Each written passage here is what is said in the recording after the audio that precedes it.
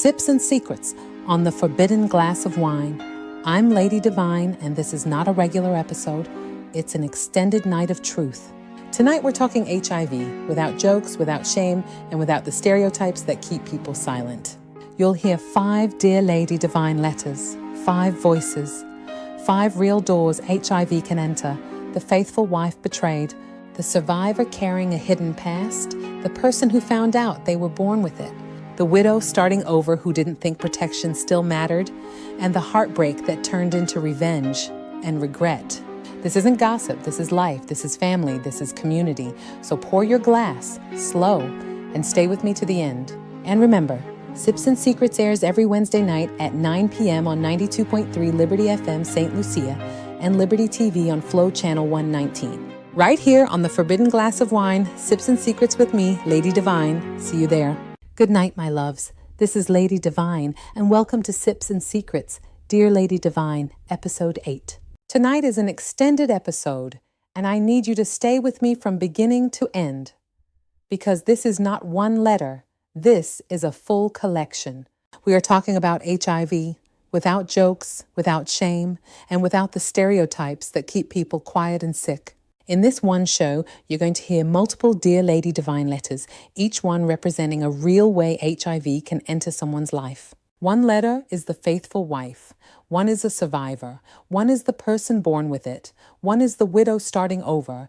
And one is the heartbreak turned revenge. So listen carefully, my loves, because each segment carries a lesson, not to judge anybody, but to protect everybody.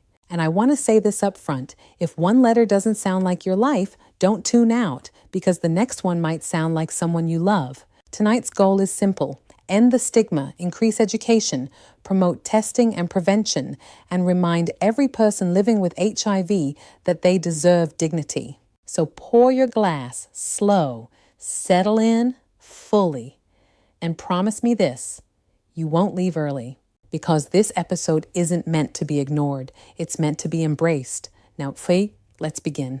Now we're moving into a story that requires tenderness because it begins with trauma, wine, and wisdom. If you were harmed as a child or a teen, hear me clearly. You were not responsible. Healing is health care, and you deserve it. Dear Lady Divine, I've started this letter 100 times and deleted it every time. When I was a teenager, someone older hurt me. I didn't tell anyone. I was scared, ashamed, and I felt like nobody would believe me. I grew up carrying it like a secret I had to protect. Years later, I got tested, and I found out I am HIV positive. Lady Divine, I don't even know how to explain what that did to me mentally. It felt like the past came back and punished me all over again. I take my medication now. I try to do the right things, but emotionally, I feel broken. I feel embarrassed. I feel like I don't deserve love. Dating feels impossible. I'm afraid to tell anyone my status. I'm afraid of rejection. And I'm afraid of being judged, like people will look at me and assume I was careless, when the truth is I was harmed. Sometimes I feel angry at my younger self, even though I know I was a child. Sometimes I feel like I'm carrying 2 burdens at the same time. Lady Divine, how do I stop blaming myself? How do I live like I'm still worth something? And how do I ever trust love again? Nia, my love, come closer. What happened to you is not your fault. You were a child. You were a teen. You did not consent to harm. And the shame you are carrying belongs to the person who hurt you. You deserve 2 kinds of care, medical care for HIV and trauma care for what happened to you. If you can, get trauma-informed counseling. The medicine helps the body, but the trauma needs a safe place to go so it stops living inside your chest. Stop negotiating with self-blame. Self-blame re-injures you. When the thought comes, I should have, replace it with truth. I was a child. I deserve protection. And yes, you are still worthy of love, real love. The right person will not reduce you to a diagnosis. The right person will move with maturity. Disclosure is not a punishment. It's protection. But disclosure should happen in a safe setting. Practice your words. Build a small support circle. Even one safe person is a beginning, because isolation is where shame grows. To the world listening, stigma does not stop HIV. Education, prevention, testing, treatment, and compassion do. Nia, you are not dirty. You are not disqualified from joy. You survived something you never deserved, and you are allowed to build a life that feels safe and beautiful still. My loves, protect people's dignity. If someone trusts you with their truth, don't turn it into gossip. Now we're going to talk about family silence, the kind that hides the truth to protect you, but ends up hurting you later. Wine and wisdom. A secret doesn't protect you. It delays your care. Truth, education, and support protect you. Dear Lady Divine, I need help with something that has me feeling betrayed by the people who were supposed to protect me. I recently got sick more than once, so I finally went and got a full checkup. That's when I found out I'm HIV positive. I was shocked because I don't live a risky life. I'm not reckless. So I went back to my family for answers, and that's when it came out. They told me I was born with it. They said they didn't want to burden me, so they never told me. I don't even know what to feel. I understand they were scared of stigma, especially here where people talk. But I feel robbed of knowledge, robbed of choices, robbed of being able to protect myself properly when I started dating. Now I'm scared people will judge me. I'm scared I'll never have real love. I'm scared my future is ruined. Lady Divine, how do I forgive my family? How do I accept this diagnosis without hating myself? And how do I live openly when I feel like the community is waiting to turn me into gossip? Respectfully, Kaya. Kaya, my love, breathe. You are not your diagnosis, and you did nothing wrong by being born. Health first, heart second, people last. Number one, medical care consistently. Get connected to a provider you trust. Follow the plan, take your medication, keep your labs and follow-ups. Ask about undetectable and what that means for your health. Number two, your feelings about your family are valid. They feared stigma, but silence has consequences. Forgiveness is not pretending it didn't hurt. Forgiveness is choosing not to carry poison forever, but boundaries come first. Number three, build a private support circle, 1 or 2 safe people, a counselor if possible. Not everybody deserves your story. Number 4, yes, you can have real love, but you date with maturity now. Trust first, then disclosure when it's becoming real. Choose partners who respond with respect, not immaturity. To families listening, don't raise children on secrets. Raise them on care, education, routine treatment, and support. Kaya, your future is not ruined. It is different than you expected, but different does not mean destroyed. From this moment forward, you live with truth, not fear. My loves, hiding the truth doesn't protect a child. Education does. Now let's talk about a group often forgotten. Our seniors, widows, and divorced adults starting over. Wine and wisdom. Starting over doesn't mean starting careless. Age is not protection. Wisdom is. Dear Lady Divine, I'm embarrassed to write this, but I need help, and I don't have anyone I can talk to without feeling judged. I was married most of my life. I was faithful. My husband and I built a home and grew old together. Then he passed away. After a while, the loneliness got heavy, so I started dating again. I didn't think I needed condoms at my age. I thought that was for young people. I thought if someone looked clean and acted respectful, that was enough. Then I got sick a few times and went to get checked. That's when I found out I'm HIV positive. I'm in shock. I feel ashamed. I feel angry that nobody talks to older people about this. Now I'm scared my family will look at me differently. Lady Divine, how do I deal with this mentally? How do I tell my children if I even should? Gloria, my love, you are not stupid. You are human. You were grieving. You were lonely. You were seeking companionship. That is not a crime. Number 1, stay in care and get stable. Take your medication exactly as prescribed. Keep your follow-ups. Number 2, get emotional support, counseling or a support group because this is heavy and you don't carry it alone. Number 3, about telling your children, choose one trusted, mature person first. You don't owe the whole family your medical business. A simple way to say it, I'm sharing something personal because I need support. I'm in medical care. I'm going to be okay. Number 4, you can still have love, just with wisdom, testing, protection, honest conversations, because health is not visible. To the community, HIV is not only for the young. Seniors date too.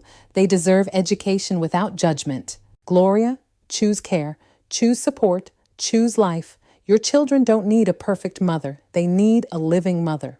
My loves, protection is not disrespect. Protection is responsibility. Now we're going to talk about something many people won't admit out loud: when betrayal turns into revenge and revenge turns into regret. Wine and wisdom. Revenge is not healing, it's pain wearing lipstick. Dear Lady Divine, I'm ashamed to write this, but I need help telling the truth. My man cheated on me, lying, sneaking. I was faithful. I believed in our future. When I found out, I felt humiliated, and I didn't want to be the only one hurting. So I went out and had sex with someone else, not because I wanted love, but because I wanted to feel power again. A few weeks later, I got tested, and I found out I'm HIV positive. I feel like I ruined my life trying to prove a point. Now I'm angry at him, but I'm also angry at myself. I can't sleep. I feel depressed. Lady Divine, how do I live with this? Janelle, yes, your decision had consequences, but you are not beyond repair. You made a choice from a wounded place. Now we make choices from a healed place. Number 1, stay in medical care and get stable. Take your medication exactly as prescribed. Number 2, get counseling. Betrayal plus diagnosis can trigger depression and anxiety. You need real support, not silence. Number 3, learn the difference between guilt and shame. Guilt says, I regret that decision. Shame says, I am a bad person. We learn from guilt. We do not live in shame. Number 4, forgive yourself, not to erase accountability, but to stop punishing yourself. Number 5, from now on, no revenge intimacy. Testing becomes normal. Protection becomes non-negotiable. To every listener, if someone cheats on you, your next move is protection, not performance. Get tested, get clarity, get counseling. My loves. Tonight we spoke about HIV the way grown people should. Let's recap. Get tested and know your status. Use prevention tools. Stop the stigma. Support people in care because care saves lives, and treat disclosure with dignity. If you're living with HIV, congratulations on choosing to fight for your life. If you love someone living with HIV, your compassion is part of their healing. And if you've never been tested, make it an act of self-love, not fear. This is Lady Divine, and this has been Dear Lady Divine, Sips and Secrets. Lady Divine, hi. This is Simone. I've been listening the whole time, and I needed to call because this topic is personal to my community. In small towns and on islands, stigma is a whole different animal. People don't even want to go test because they're scared somebody might see their car. People don't want to pick up medication because they're scared somebody might recognize the pharmacy bag. People will suffer in silence just to avoid being labeled. And the thing is, the label is usually wrong. People assume HIV only comes from being careless, but I know women who were faithful. I know people who were harmed when they were young. So when the community gossips, they're not only hurting somebody's feelings, they're hurting somebody's health. And I appreciated what you said about support circles. Everybody doesn't deserve your story. Some people only listen so they can repeat it. And Lady Divine, the revenge segment was uncomfortable, but it was needed. Because heartbreak can make people reckless. Sometimes women don't go out for revenge because they're fast. They go out because they're wounded and they want to feel chosen again. So I want to tell the women listening, when a man breaks your heart, don't break yourself trying to prove a point. Go get tested. Go get clarity. Go get support. Because revenge might feel powerful for a moment, but the consequences can last longer than the relationship ever did. And one more thing. People living with HIV still deserve love. We act like diagnosis means you must live lonely. That's not true. People deserve dignity, partnership, and joy, especially when they're doing the responsible thing and staying in care. That's my take, Lady Divine. Lady Divine, good night. This is Marcus calling. First, thank you for handling this topic with class. Because a lot of people talk about HIV like it's a joke or like it's somebody else's problem. Tonight made it everybody's business in a respectful way. I'm going to admit something. I used to think I was safe because I'm not out there partying and because I look at certain people and think they're the risky ones. But those stories, the faithful wife, the survivor, the person born with it, it reminded me HIV doesn't care about stereotypes. And I want to say this as a man. We have to do better with responsibility. A lot of men want the benefits of intimacy, but not the discipline. We don't want to talk testing. We don't want to talk protection. We don't want to talk honesty. but we want access to somebody's body like it's nothing. And what hit me hardest was the faithful wife story, because I've seen that in real life. A woman can be loyal and still end up paying for a man's choices. Then people look at her like she's the one who did wrong. That part is cruel. Also, the senior segment. Lady Divine, that's a blind spot in the culture. People act like older folks don't date, don't have intimacy, but they do, and they're not getting the conversations young people get. So they start over with old rules, and those old rules can be dangerous. So my take is, if we want to reduce HIV, we have to normalize testing and protection the same way we normalize dating and intimacy. And we have to stop treating somebody's diagnosis like it's community entertainment. That's all I wanted to say, Lady Divine. Marcus, that was grown, and I respect it. And what you said needs to be repeated, because too many people want the benefits of intimacy without the discipline. If we normalize intimacy, we must normalize responsibility. Testing is not disrespect. Protection is not an insult. Honest conversations are not doing too much. They are the price of living like adults in a world where consequences don't care about your feelings. And Marcus, you're right about something else. Misplaced blame is one of the ugliest parts of stigma. A faithful person should never be treated like a suspect. That kind of cruelty is why people hide. And when people hide, they delay care. When they delay care, everybody loses. Now, Simone, my love, you said something that needs to be framed. Some people only listen so they can repeat it. And that right there is why small towns and islands can feel unsafe. Because it's not just the virus people are fighting, it's the whispers. Let me say this clearly. When you shame people, you don't make the community clean. You make the community quiet. And quiet is dangerous because quiet delays testing, quiet delays treatment, and quiet makes people suffer alone. And Simone, thank you for reminding people, HIV does not cancel someone's right to love. Diagnosis does not remove personhood. A person living with HIV is still worthy of tenderness, still worthy of commitment, still worthy of joy, especially when they're in care. So here's what I want us to take from both calls. We don't need more judgment. We need more maturity. Maturity looks like getting tested without drama.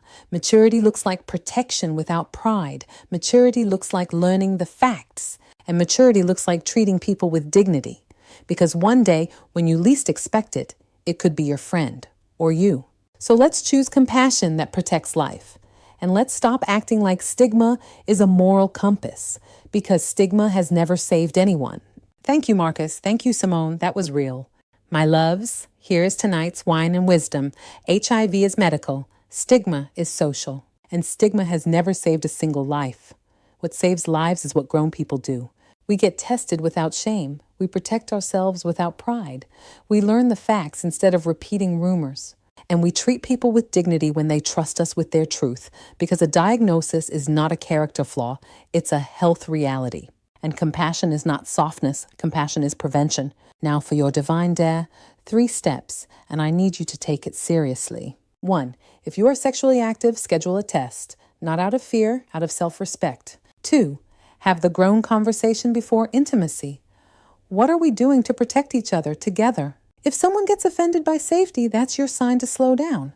3, choose dignity. If someone confides in you that they're living with HIV, protect their name like it's your own. No hints, no jokes, no repeating it to just one friend. Bonus dare. If you hear stigma in a room this week, stop it. Calmly, firmly, and without apology.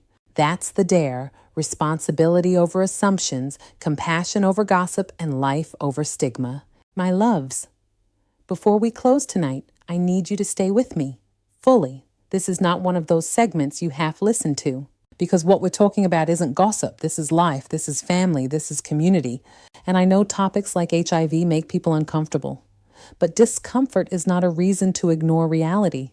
Discomfort is a sign we need education. So I want you to do something tonight. Don't push this away. Embrace the truth, not with fear, but with maturity. Now, here is tonight's wine and wisdom, and then I'm giving you a divine dare you can actually carry into your week. My loves, thank you for staying with me. Tonight wasn't about judgment. It was about protection. It was about replacing rumor with truth, replacing stigma with compassion, and replacing silence with responsible action. And let me say this clearly. Do not ignore this topic. Embrace it. because embracing it doesn't mean you're scared. It means you're grown. Embrace testing as self-love. Embrace protection as respect. Embrace education as power.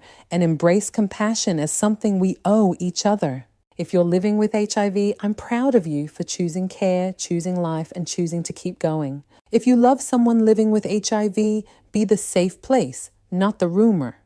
And if you've never been tested, let tonight be your sign. This is Lady Divine, and this has been Sips and Secrets.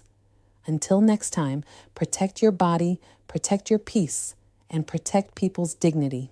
As we close this special night of truth on the forbidden glass of wine, remember that HIV is not a whisper or a secret to be kept in the dark. The stories we shared tonight, from the faithful wife to the survivor, are real. They are our neighbors, our friends, our family. There is no room for shame or stereotypes in our community. Only room for the truth that saves lives and the love that heals. To my beautiful people of St. Lucia, we are a family. We are stronger when we stand together. Let's choose compassion. Let's choose to be there for one another. There is always hope. Stay connected with us every Wednesday night at 9 p.m. on 92.3 Liberty FM and Liberty TV channel 119 on Flow. Your support means everything. I'm Lady Divine. Pour your glass for a better tomorrow. Good night, St. Lucia. See you next week on the Forbidden Glass of Wine.